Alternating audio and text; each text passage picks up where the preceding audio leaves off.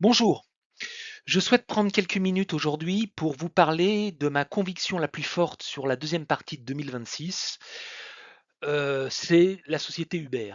Uber, la prochaine étape, ce qui n'est pas forcément encore bien valorisé par le marché, bien compris par le marché. Donc on va regarder ça tout de suite.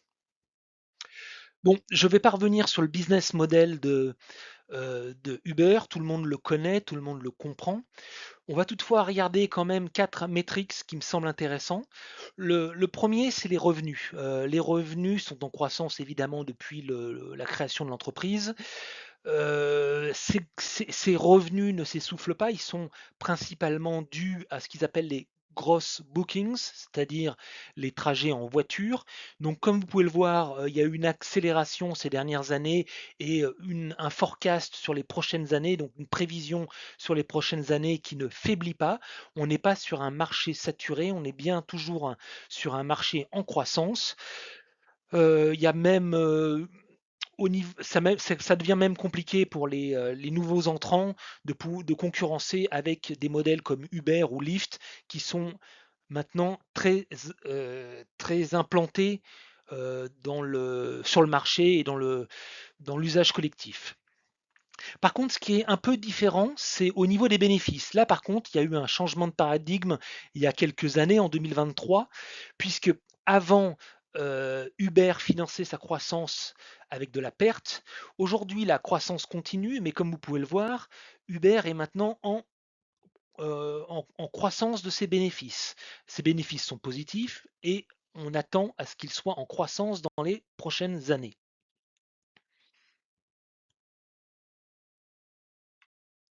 Une autre donnée que je trouve particulièrement intéressante, c'est l'évolution des free cash flow. Parce que bien souvent, il y a une corrélation entre un cours de bourse, la fluctuation d'un cours de bourse et la fluctuation des free cash flow de cette même société.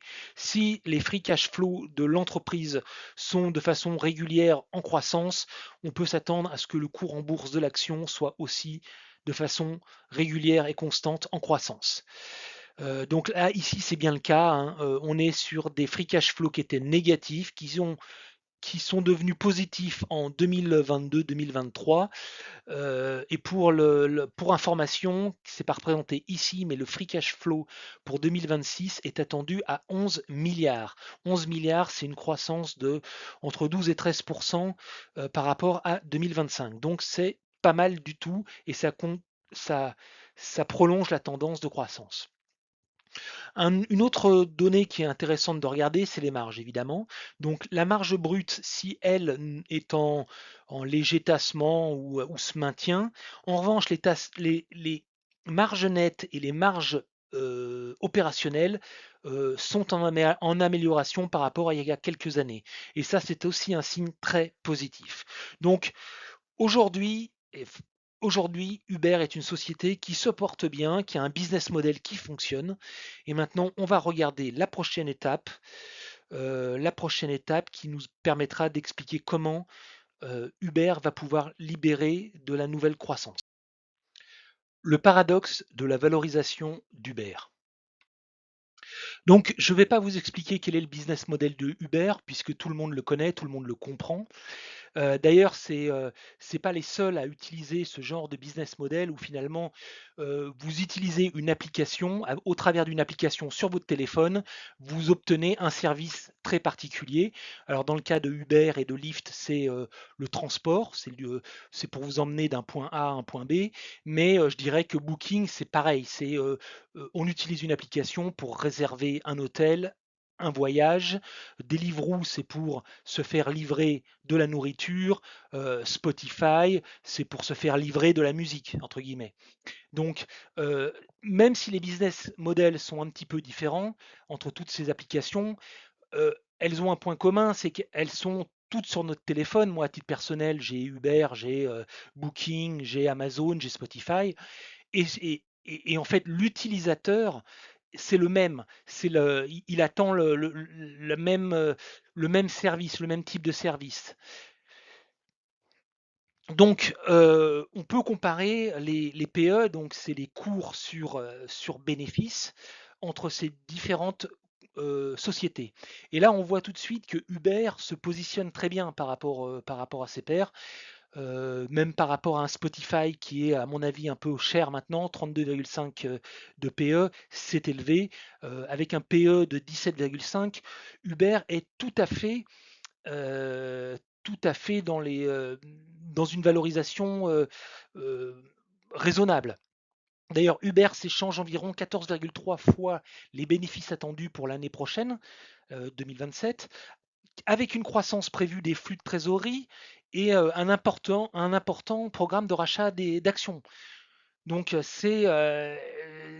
à moins de 15, c'est environ la moitié du multiple de valorisation des grandes valeurs technologiques de croissance, puisque une grande valeur technologique de croissance, elle est plutôt entre 30 et 40 de PE. Donc, à mon sens, le marché commet une erreur en considérant l'essor des véhicules autonomes comme un risque existentiel pour Uber, alors qu'il s'agit en réalité d'un puissant accélérateur de croissance.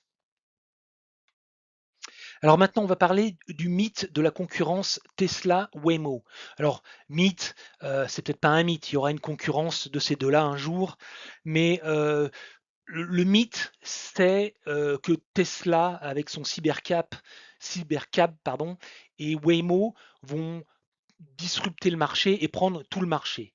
En fait, le marché craint la puissance financière d'Alphabet et de sa filiale Waymo et la volonté d'Elon Musk d'écraser le secteur avec son projet Cybercab. La croyance populaire veut que les utilisateurs abandonneront Uber pour passer directement par les applications propriétaires de Tesla ou de Waymo. Je ne crois pas à ce scénario pour deux raisons principalement. La première, c'est la commodité avant tout. Pour une, pour une majorité des clients, la priorité absolue est d'avoir une voiture rapidement à un prix raisonnable. Le réseau disposant de la plus grande liquidité, c'est-à-dire le plus de clients et de véhicules, restera l'application par défaut que les gens ouvriront. L'autonomie permettra de capter de nouvelles clientèles, certes. Par exemple, aujourd'hui, toutes les personnes qui sont réticentes à l'idée de monter avec un chauffeur inconnu. Elle permettra aussi l'autonomie de rendre économiquement viable la livraison de marchandises qui ne l'est pas aujourd'hui. En tout cas, je ne pense pas qu'elle va disrupter des applications comme Uber ou Lyft, parce que avant que les véhicules autonomes soient déployés dans les sans parler des campagnes américaines ou européennes, mais dans les villes de seconde catégorie, je pense qu'il faudra qu'il y ait de la disponibilité de véhicules. Et c'est pas s'il y a un ou deux véhicules, les gens n'attendront pas une heure pour avoir un véhicule autonome. Ils préféreront avoir dans les 5 minutes un chauffeur qui les emmène. Là, le côté prix, ils seront prêts à payer quelques euros de plus pour avoir le véhicule tout de suite et pas attendre le véhicule autonome qui est extrêmement demandé et très peu disponible.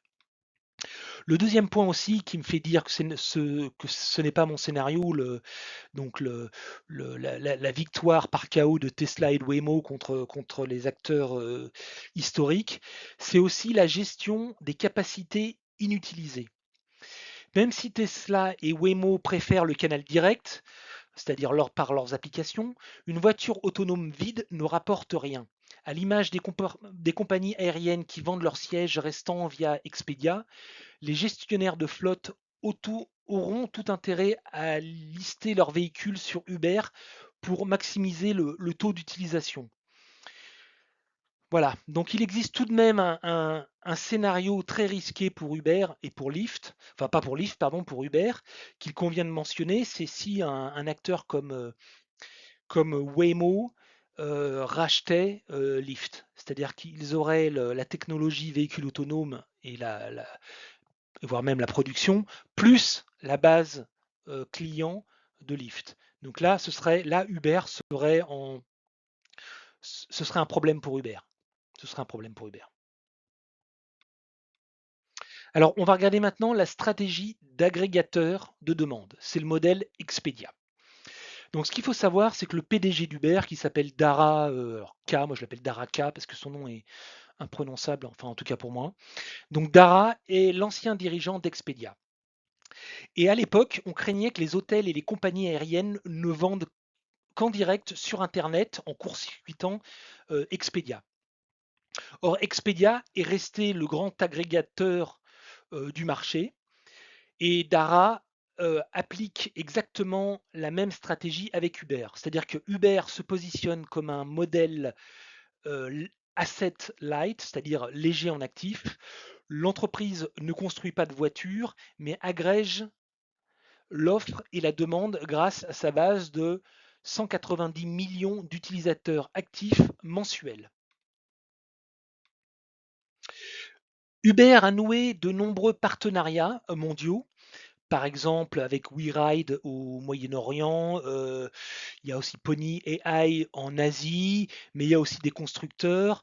Donc on a Volkswagen, on a, je crois aussi Lucid.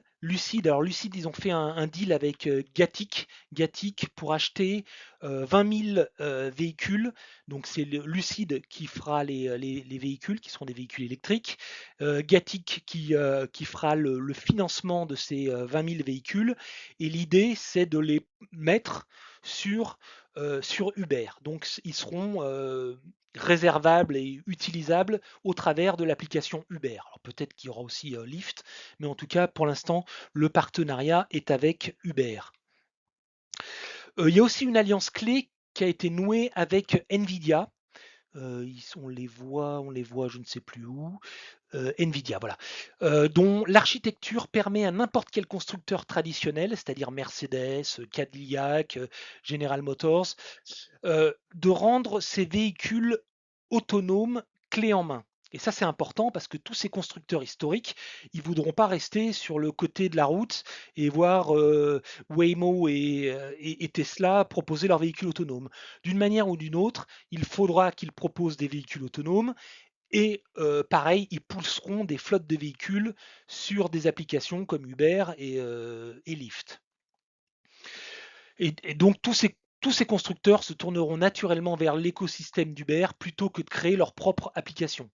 Personne ne va télécharger une application Volkswagen pour réserver une voiture autonome Volkswagen. On continuera à utiliser l'application Uber, évidemment. Alors, il y a un impact massif qui est sous-estimé aujourd'hui et qu'il faut bien comprendre et prendre en compte pour comprendre comment ça va se refléter sur les marges d'Uber. Et le marché ne réalise pas à quel point le passage au véhicule autonome va faire exploser les marges d'Uber en réduisant ses coûts passifs. Alors, il y a deux choses. Premièrement, il y a l'assurance. Actuellement, Uber assure les trajets en interne, ce qui pèse lourdement sur ses revenus. Aujourd'hui, quand vous prenez un Uber, ce n'est pas le propriétaire du véhicule qui assure le trajet, mais c'est bien Uber. Avec les véhicules autonomes, les lois imposent souvent que l'assurance soit prise en charge par l'exploitant ou le propriétaire du véhicule, réduisant environ 30% les coûts de commission, ce qu'ils appellent les take rates d'Uber. Donc aujourd'hui, c'est Uber qui paye l'assurance. Demain, ce ne sera plus Uber, ce sera soit le chauffeur, soit le fabricant de la voiture, du véhicule. Le deuxième impact financier, c'est les incitations aux chauffeurs. Aujourd'hui, l'absence de chauffeurs humains supprime les primes de forte demande. C'est-à-dire qu'aujourd'hui, il y a ce qu'ils appellent Surge Pricing Incentives. C'est une prime sur certains créneaux horaires, par exemple quand tout le monde sort du bureau à 5 heures, tout le monde veut prendre son Uber. Et bien là, les chauffeurs ont une prime qui représente environ 25% des coûts d'Uber pour avoir de la disponibilité de chauffeurs. Donc en éliminant plus de la moitié de ses dépenses opérationnelles directes, Uber pourra baisser ses tarifs globaux tout en générant des marges nettes bien plus élevées qu'aujourd'hui. Et si les prix baissent, les volumes, donc l'usage, va augmenter. Alors maintenant, on va regarder l'implication de l'activiste financier Bill Ackman. Alors, Bill Ackman, c'est un activiste financier qui est gérant du fonds Pershing Square Capital et qui détient une position massive de 30 millions d'actions Uber, ce qui représente environ 16% de son portefeuille déclaré dans le dernier 13F. Le prix moyen d'achat d'Ackman se situe entre 65 et 72 dollars.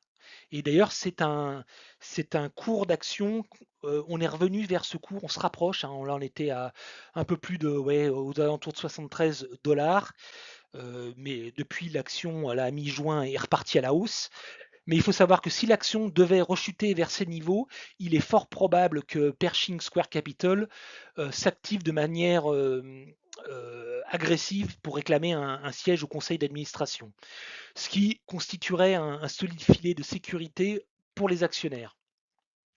Donc là, je vous ai mis la thèse, ça c'est un document, c'est un slide de Bill Ackman qui expliquait pourquoi à l'époque, c'était il y a déjà plus d'un an je crois, il était intéressé, il rentrait Uber comme dans ses positions. Donc je vous laisse lire ce qu'il en pense. Vous verrez que le autonomous véhicule, c'est donc véhicule autonome, pardon, je vais y arriver. C'était un des points, mais ce n'était pas le point principal qui relevait. Donc, je pense que maintenant, la narrative est en train un peu de changer. Et déjà à l'époque, il pensait que le cours pourrait littéralement doubler en 3-4 ans. Et je pense moi aussi maintenant que c'est d'autant plus vrai que l'action n'a rien fait sur la première moitié de 2026. À titre personnel, j'en ai acheté autour de mars-avril. Je suis à moins 17 actuellement. Mais je pense que l'année 2026 va être un point d'inflexion crucial. Dès qu'Uber commencera à publier des indicateurs de performance concrets sur la part des trajets autonomes effectués sur son application, plutôt que des simples communiqués de presse, alors le sentiment du marché s'inversera brutalement et ça se verra dans les cours d'action, quoi. Donc moi je suis bullish par conviction sur Lyft, sur Lyft et sur Uber, surtout sur Uber. Mais je suis aussi actionnaire de Lyft. J'ai un tiers en valeur de ce que j'ai par rapport à Lyft. Car les deux sont des entreprises bien gérées. Je pense que Uber a un avantage en étant le leader du marché, mais il y a un côté spéculatif sur le Lyft qui est très peu valorisé, et surtout si, comme je le disais précédemment, si Waymo ou un constructeur historique automobile se disait tiens, ben, pour exister dans le véhicule autonome, il faut que je rachète la base de données, la base client de Lyft. Donc potentiellement, je pense qu'une OPA sur Lyft est quelque chose d'envisageable. Donc c'est pour ça que je suis actionnaire de ces deux actions. Et je reviendrai faire un point dans 6 mois, donc à la fin de l'année 2026, pour savoir si ma thèse se réalise ou si j'ai tort, quoi, tout simplement. Et ben je vous dis à bientôt alors.